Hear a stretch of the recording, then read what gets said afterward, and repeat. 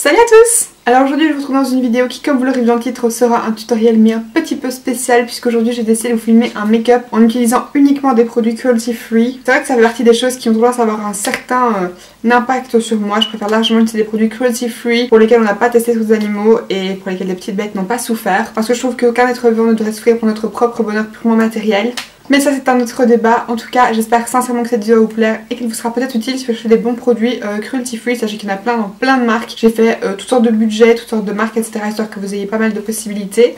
Et c'est parti! Je tiens aussi à signaler que j'ai regardé par rapport aux marques qui avaient entre guillemets le label, mais sachez que certaines de ces marques sont rachetées par des sociétés qui elles ne prônent pas le cruelty free. Je pense notamment à NYX, toute la marque est cruelty free, elle est certifiée, le label Leaping Bunny, et en plus ils ont certains de leurs produits qui sont vegan. Et malheureusement NYX a été racheté par L'Oréal. NYX est toujours cruelty free dans le sens où ils gardent leur filière à eux, donc du coup leurs produits sont toujours certifiés cruelty free, mais l'argent même de NYX revient à la société L'Oréal qui n'est pas cruelty free. Donc voilà. Je sais qu'il y a certaines personnes du coup qui regardent juste le label cruelty free, qui ne regardent pas par rapport aux maisons mères on va dire, mais si vous regardez aux maisons mères, par exemple le NYX, vous ne pourrez pas l'utiliser.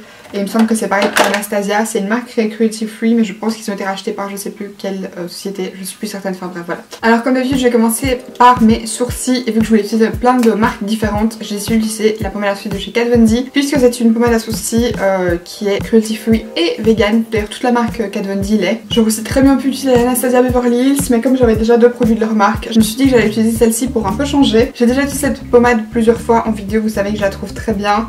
La grosse différence entre celle-ci et la plupart des pommades à sourcils que vous pouvez trouver sur le marché, c'est la texture, puisqu'elle est beaucoup plus crémeuse que toutes les autres en fait que j'ai jamais essayé.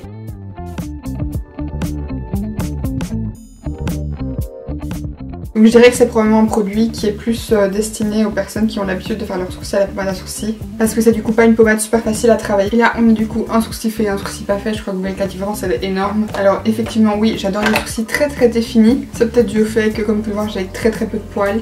Ils sont foncés mais j'en ai peu, j'ai pas beaucoup de forme, j'ai pas du tout de densité ni rien. Alors pour les fixer je vais utiliser mon gel à sourcils Control Freak de chez NYX. Alors pour mes sourcils je vous ai pas expliqué comment je faisais puisque c'est toujours le même genre de principe que d'habitude. Je pense qu'il y a des tutoriels dans lesquels je vous les explique un peu plus en profondeur. Alors au passage si vous voyez que j'ai le coin interne de l'œil rouge, je suis désolée si ça vous dégoûte, je peux pas vous comprendre parce que moi je supporte pas non plus les yeux rouges etc.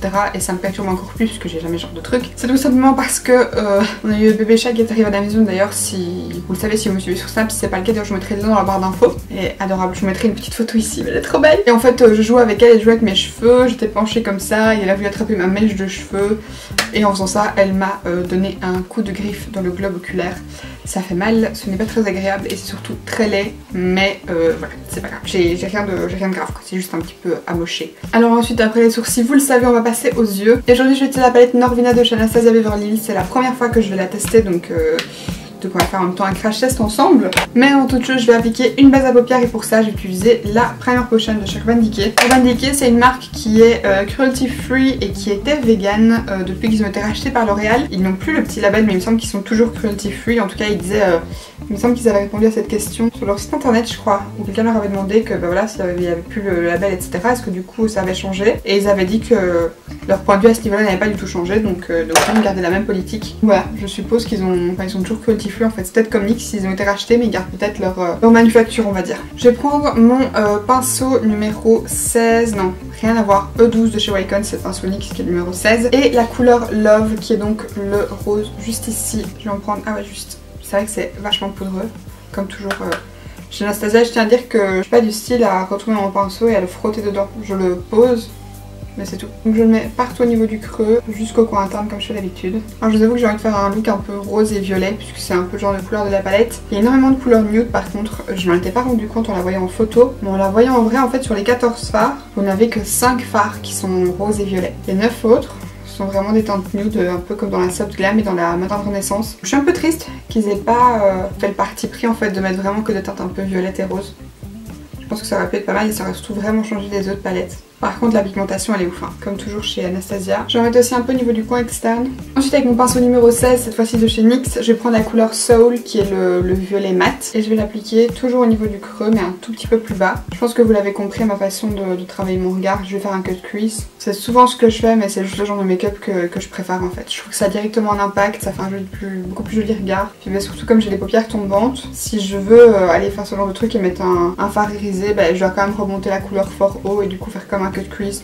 Et donc oui, comme je vous disais, vous n'avez entre guillemets que 5 fards un petit peu rose violet puisque vous avez le violet que j'utilise actuellement, le rose que j'ai utilisé juste avant qui sont plus ou moins 2 mats, en sachant que le violet il y a un léger satin dedans, et vous avez en fait un rose clair irisé, un violet irisé et puis un prune. Et ensuite toujours avec le même pinceau, je vais reprendre la couleur Love, donc le rose, et le repasser un petit peu au niveau des bords, histoire qu'il ressorte un peu plus, que je trouve qu'il s'est un peu perdu avec le violet. Alors ensuite avec ce pinceau-ci de chez Primark, je vais venir prendre la couleur Drama, qui est donc le prune ici au fond, et je le tapote bien parce que je veux pas trop de chute. Bon, par contre ce fard là il fait énormément de chute. Je sais pas si vous voyez mais il me fait plein de chutes alors que pourtant je le tapote. Je vais prendre un autre pinceau du coup. Je vais prendre celui-ci, c'est le Luxe Soft Definer de chez Jessup, le numéro 227. Oh my god, la couleur elle fait plein de chutes. Donc je la remonte un peu au niveau du creux. C'est une couleur je pense qui est pas trop faite pour être travaillée au pinceau. Si vous voulez un peu la dégrader, il faut l'appliquer au pinceau quoi. En fait c'est le genre de couleur qu'il faut tapoter un petit peu, presque presser dans la peau. Le problème c'est que pour la travailler, il faut que je fasse des petits mouvements de va-et-vient. Alors ensuite avec le pinceau qu'on peut trouver dans les palettes Naked, je vais utiliser le côté plat et mon ancien Shape Tape pour du coup faire un cut crease. À nouveau pareil, le Shape Tape de chez Tarte, même toute la marque Tarte en fait est cruelty free.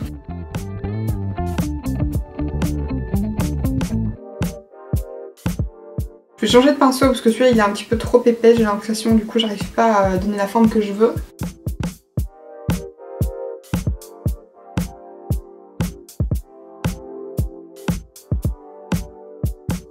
Alors maintenant je vais juste venir réappliquer le fard Drama, donc le prune au niveau du coin externe, pour vraiment fondre un peu la jonction avec l'anti-cerne.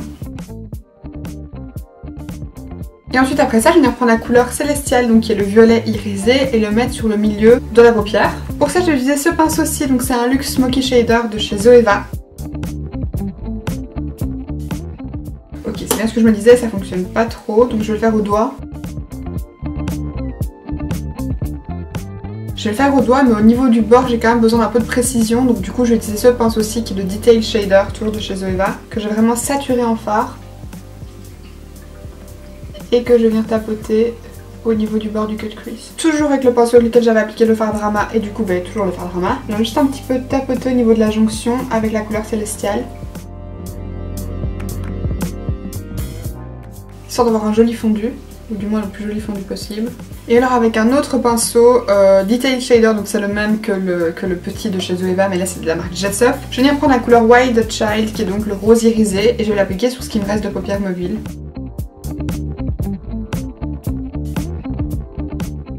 Quand même, on va prendre un petit peu avec mon petit doigt.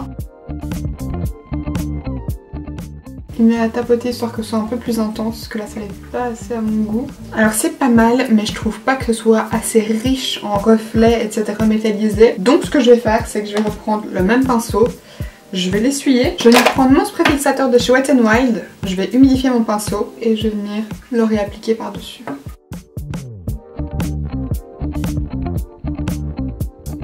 Et je vais ensuite faire pareil avec la couleur Wild Child.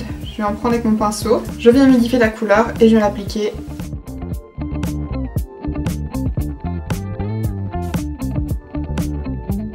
Alors avec un coton, je vais juste venir retirer les chutes que j'ai sous les yeux. Voilà l'état des chutes que j'avais sous mes yeux.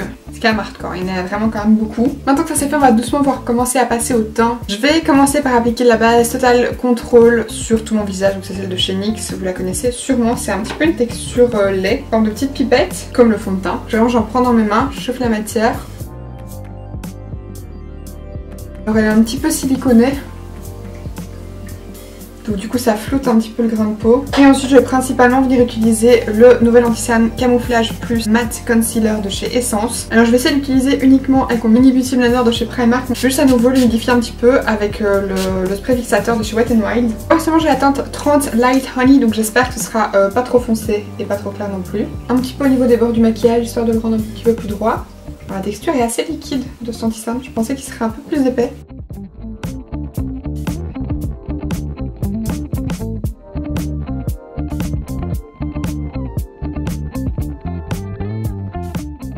Alors par contre, question couleur, c'est vraiment pas mal. Parce que j'ai l'impression qu'il s'oxyde très légèrement et du coup ça lui permet d'être tip top la bonne couleur. Parce que de base, au moment où je l'applique, il est un poil trop clair, j'ai l'impression. C'est ma foi super joli. Je sais pas comment ça va réellement rendre en caméra, mais en vrai, franchement, c'est vraiment du tout. Et donc du coup, je prends un tout petit peu de mon Shape Tape et je mets juste, hop, un point.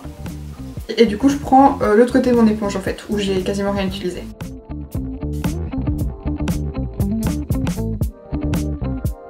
Alors ensuite je viens poudrer tout mon teint avec la poudre Stay All Day de chez Essence. C'est une poudre translucide que j'utilise très souvent. Je vais venir retendre la matière au niveau du dessous de mes cernes et pour le niveau du contour de mes yeux, je vais appliquer la poudre avec mon éponge. En sachant que le but c'est pas de faire du baking mais vraiment juste de bien poudrer et permettre à la poudre de pénétrer dans mon cerne et pas de la laisser reposer. Et ensuite avec mon gros pinceau poudre de chez Zoeva, je viens prendre la matière et je viens poudrer tout mon visage.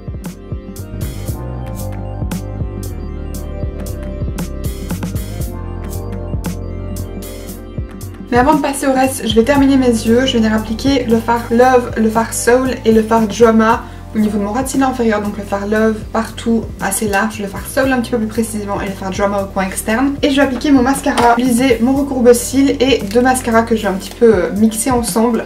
C'est deux mascaras de chez Catrice. Pareil, Catrice c'est une marque qui est cruelty free. Donc c'est tous les deux les Glam & Doll. Sauf que celui-ci c'est celui que tout le monde connaît, c'est le Glam & Doll Volume et celui-ci c'est le Glam & Doll False Lash. Donc voilà. Alors voilà actuellement ce que ça donne au niveau des yeux. Je veux juste vous zoomer un petit peu pour que vous puissiez voir. Selon moi, ça manque d'un petit quelque chose. Donc je vais rajouter un tout petit peu de paillettes, c'est les Greens de chez Urban Decay. Mais j'hésite à faire soit une ligne au niveau du cut crease, soit en mettre sur toute la première partie. Je crois que je vais juste faire une ligne, je pense.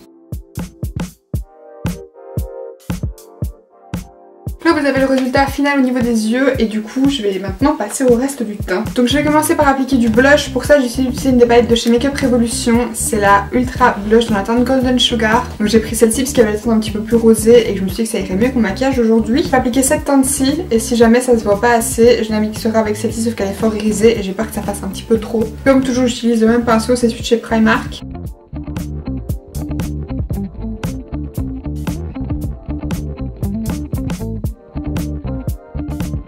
Et alors juste au niveau des yeux, je vais quand même venir appliquer la couleur Base, qui est celle-ci qui est un fard cher mat. Au niveau du dessous de mon sourcil, avec ce pinceau-ci qui est le Smudger numéro 226 de chez Jessup, juste pour un petit peu nettoyer mon sourcil. Je vais peut-être revenir avec une couleur irisée par après.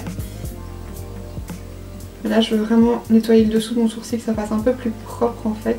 Et alors on passe au moment que j'ai attendu toute cette vidéo. Je vais passer à l'highlighter et pour ça j'ai utilisé la palette Dream de chez Anastasia. Alléluia, elle est en format possession, cette palette est juste superbe. Franchement elle est magnifique. Par contre je sais pas trop la teinte que je vais utiliser. Je pense que je vais utiliser la teinte Ethereal qui est juste ici, qui est un espèce de violet à paillettes rosées. Il a l'air super joli. J'ai utilisé mon pinceau NYX pour l'appliquer. Oh là là, on dirait que c'est surtout des paillettes, ça fait pas vraiment un... C'est pas vraiment un glow uniforme en fait. Et pour peu que je presse un peu plus mon pinceau, et tout s'en va, il me reste que quelques paillettes. Ah la déception! Du coup je vais pas appliquer ça au niveau du coin interne de mes yeux, je vais appliquer le fard Dreamer qui est juste ici, toujours de la palette Nordina. Avec un tout petit pinceau crayon, c'est le Luxe Pencil de chez Zoeva. Mais par dessus je vais rajouter un peu de l'highlighter, par contre je vais mettre au doigt peut-être. Ouais, au doigt c'est quand même beaucoup plus intense. Comme il est quand même super beau au doigt, je vais essayer en fait j'ai tapoté en fait mon majeur dedans. Je viens d'appliquer au doigt. Ouais, on est quand même sur un truc un peu plus intense. Hop. Alors maintenant que j'ai fini tout ça, on va passer aux lèvres. Pour ça j'ai utilisé un Soft Matte Lip Cream de chez NYX dans la teinte numéro 61 Montréal. C'est un espèce de rose.